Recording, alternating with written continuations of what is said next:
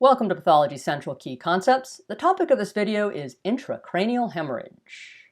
In this video, I will discuss the pathophysiology and morphologic findings of intraparenchymal hemorrhage, and I will compare and contrast epidural and subdural hemorrhage. This is a very nice summary table from Robbins and Kumar, Basic Pathology, 11th edition. I'm not going to cover this table in detail on this slide, although I will discuss all this material in this video.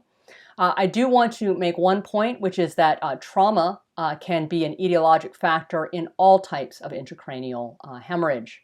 Let's begin now with intraparenchymal hemorrhage. So intraparenchymal hemorrhage that is spontaneous, which is to say non-traumatic, tends to occur in middle to late adult life.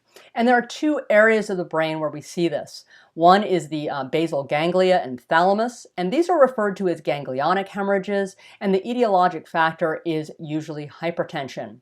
On the other hand, we can also get hemorrhage in the cerebral lobes, and these are referred to as lobar hemorrhages, and the etiology is typically cerebral amyloid angiopathy.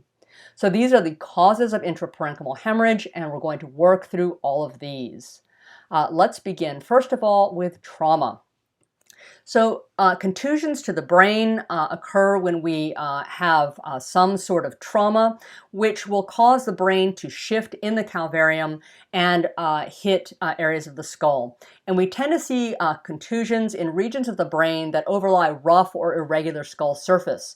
So this will be the frontal lobes and orbital ridges and the temporal tips. And you can see here in this section of brain showing acute contusions of the temporal lobes where we have this hemorrhage here following trauma. Here is an example of remote contusions, which you can see here and here, as well as here. And these are areas which we can recognize by hemosiderin from the resolved blood that leaked out during this contusion. And again, this is in our frontal lobes where we have that ridged portion of skull.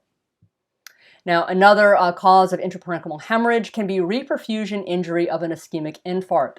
So recall that with an infarct, you're going to get occlusion of an artery. The downstream tissue is going to have necrosis due to infarction. And when we restore flow to that area, blood will leak out into that necrotic tissue. So we can see these petechial hemorrhages here. These tend to follow the cortical ribbon. Now, another cause of intraparenchymal hemorrhage is cerebral amyloid angiopathy. The pathogenesis here is that we have amyloidogenic peptides, such as A-beta, which deposit in the walls of small and medium caliber meningeal and cortical vessels. When this occurs, even though the vessel walls are thicker, they are rigid and fragile, and we can get hemorrhages of the lobes of the cerebral cortex, or we might get microhemorrhages. Now, the gross appearance is going to depend on the size of the bleed. With large bleeds, we can get a lobar hemorrhage of the subcortical white matter, which can expand into the subarachnoid space. Histologically, we can recognize this by amyloid deposits in vessel walls. This can be difficult to see, so we will frequently highlight it with immunohistochemistry against A-beta or sometimes Congo red stain. Here we can see an example, the gross example of cerebral amyloid angiopathy with this large hemorrhage here in the cerebral lobe. Now, as we look at the histology, you can see this thickening of the wall. But you may think, well, perhaps this could be hypertension. It's, maybe this mimics hyaline arteriolosclerosis, but will help us make this distinction are two factors. One is we can use an immunohistochemical stain for A-beta, which will highlight that, but also just looking at the distribution of the bleed. If we have a lobar bleed, we're going to be thinking about cerebral amyloid angiopathy. If we see something here in the basal ganglia, we'll be more concerned about hypertension. So that brings us to hypertension. So this is the most common risk factor for deep brain parenchymal hemorrhages and represents more than 50% of clinically detectable hemorrhages and about 15% of deaths. So we see this typically in the deep white matter, predominantly the putamen in 50 to 60% of cases, but we can also see this in the thalamus, pons, and elsewhere. And as with what we see with other bleeds, the gross appearance will depend on the size and location of the bleed. Now, histologically, we're going to see vascular features that are consonant with hypertension. So recall that hypertension causes endothelial injury, which can lead to atherosclerosis, which can be actually even grossly visible in larger arteries. But we will also get hyaline arteriolosclerosis. In that, what happens, we have injury to the endothelium, which can allow the leakage of plasma proteins forming thickening of the vessel wall, which are fragile. So they may hemorrhage, or with continued hypertension and hyaline arteriolosclerosis, we may get occlusion, which can lead to lacunar infarcts. Now, even though this is a video on hemorrhage, I'm going to briefly talk about this since it's one of the findings we see in hypertension. So let's compare the bleeds that we see here in a hypertensive hemorrhage. And you can see here, this is a bleed originating in our basal ganglia. So very distinct from the bleed that we see with our lobar hemorrhage. However, if we have a significant bleed, it may be difficult to tell the origin. This one is so significant that it's actually entered the ventricular system. Just as a quick aside, I wanted to show you the lacunar infarcts that are due to hypertension. You can see them here in this low power view. And then here on a higher power image, you can see a lacunar infarct here in the internal capsule, as well as one in the thalamus. And what has happened here is that we've got an occlusion of those tiny arterioles due to this hyaline arteriolosclerosis with subsequent necrosis. So what do we see histologically? This is actually a section of kidney. This comes from the hypertension video, but I wanted to show it to you so you could appreciate that hyaline change. It can be hard to make that out here as we look at this arteriole. So ways that we would recognize this would be by clinical history, distribution, and of course this would be negative for an A-beta immunohistochemical stain. So the final cause of intraparenchymal hemorrhage that I want to address will be tumors. So this can be a high-grade glioma, which is what I show you here in this example, where you can see areas of necrosis and hemorrhage. But we can also see this with metastatic tumors, and there are some that are particularly prone to cause intraparenchymal hemorrhage, such as melanoma, choriocarcinoma, and renal cell carcinoma. So let's now leave intraparenchymal hemorrhage and move on to subarachnoid hemorrhage. So as I mentioned, for all of these different types of hemorrhage, trauma can be the etiology. When trauma is the cause of subarachnoid hemorrhage, we will see underlying parenchymal injury. But the other causes we need to think about for subarachnoid hemorrhage will be a vascular abnormality, and there are two types. One is a saccular or berry aneurysm. The other is an arteriovenous malformation. Now, how do these present? These are typically described in review books as the worst headache of my life. This is something you may see in board prep materials, for example. But when you're thinking about it in the case of a patient who you're caring for, this will be the sudden onset of a severe headache, of just a very significant headache, and there can be very rapid neurologic deterioration. Another complicating factor here is that blood may act as an irritant leading to vasospasm, which can cause secondary injury due to diminished oxygenation secondary to blood flow. So let's begin by looking at these two types of vascular malformations, the first being a saccular aneurysm. This is the most common cause of spontaneous subarachnoid hemorrhage, and these tiny aneurysms are structurally abnormal. They lack smooth muscle and internal elastic lamina. So it's thought that these are some sort of developmental anomaly. Now we know that if a patient has a saccular aneurysm, that there's an increased incidence in that patient's first-degree relatives. And there are some other conditions that are associated with saccular aneurysms, such as autosomal dominant polycystic kidney disease, Ehlers-Danlos syndrome, neurofibromatosis, and Marfan syndrome. What we'll see grossly is a thin-walled outpouching at arterial branch points in the circle of Willis. And histologically, what we'll see when we look at that aneurysm is a lack of our smooth muscle layer and our internal elastic lamina. Now let's look at this really nice image from Robbins and Kumar Basic Pathology. Here you can see the brain orienting for you the circle of Willis. And then on higher power here you can appreciate that the majority of saccular aneurysms are going to occur at the branch point of the anterior cerebral artery and the anterior communicating artery. We can also see them at a variety of other locations.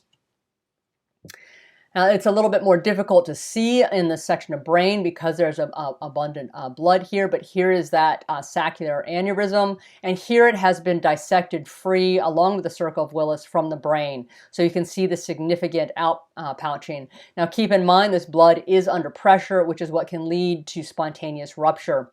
And on histologic exam, it's difficult to see in this image, but we will be missing our smooth muscle layer and our internal elastic lamina.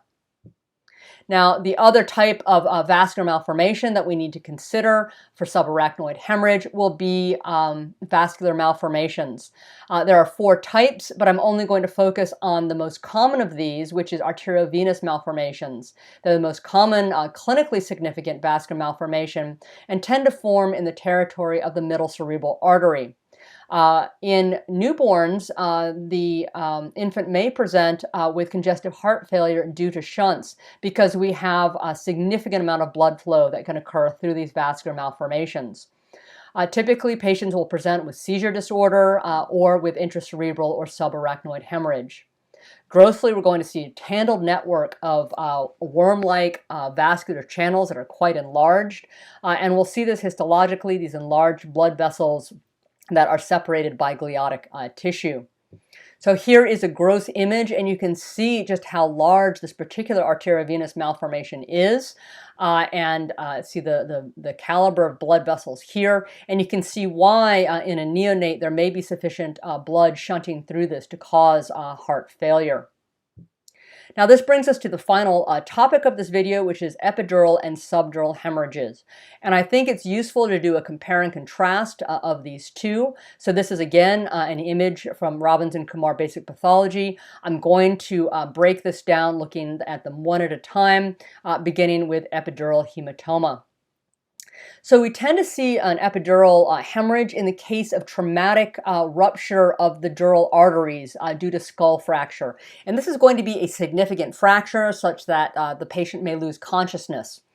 When we get rupture of that middle meningeal artery, we're going to get pressurized blood pouring into this area, which is going to peel the dura from the periosteum, causing this space. Now, one of the things that is frequently said about epidural hemorrhages is that they do not cross suture lines. That's because the dura is very, very tightly bound to the skull at suture lines. It is possible with young children, however, to cross a suture line. What we'll see on imaging is going to be a lentiform shape. So it looks like the lens of the eye or like a lentil seed. And I'll show you an image of that in a moment. Now, we frequently associate epidural hemorrhage with what is called a short lucid period. And what is meant here is that this patient has had trauma causing unconsciousness. They then come out of that trauma. They are lucid, but then as we have this rapid expansion of blood under pressure, we're going to get evolution of neurologic symptoms. This is a neurosurgical emergency because this degree of pressure can cause brain herniation. This is an example of the imaging showing that lentiform shape. And when I show you what we see for a subdural hematoma, you're going to see it looks quite different. Here's what we see grossly is the surface of the brain with the dura here and the hemorrhage partially covering that dura. Now, as we move to the subdural hematoma, we have a different mechanism. And I also want to highlight where exactly this occurs because it can be a little bit confusing. So here we have an image showing the brain with the dura and the skull, and we've taken a section here and blown that up. So here's the brain with the pia mater, the subarachnoid space, our arachnoid barrier. Here's the bone, and interposed between these is going to be our periosteal dura, which is very tightly adherent to bone, our meningeal dura, and then a less well organized area of what's called border cells. And when we get a subdural hemorrhage and we get rupture of the veins that bridge the brain to the venous sinuses, the blood is going to form a pool here in this potential space in the border cells and separating in the meningeal dura. So now returning to our image from Robbins and Kumar, you can see here we have our brain. There are bridging veins that travel from the surface of the brain to the venous sinuses. And when they are broken, we're going to get blood filling this area here. And this is going to form a crescentic shape. Now, so what causes tearing of these bridging veins? There are two populations that are a particular risk for these. One is the elderly, because as we get brain atrophy, which as you'll recall is due to decreased vascular perfusion, so we're going to get atrophy secondary to that. There's going to be stretching of these bridging veins that go from the surface of the brain to the venous sinus. So even very minor trauma can cause that to rupture. We can also see subdural hemorrhage in infants because they have very thin-walled veins.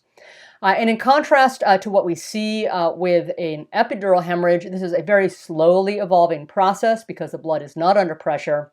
And we'll get slowly evolving neurologic symptoms that are delayed from the time of injury.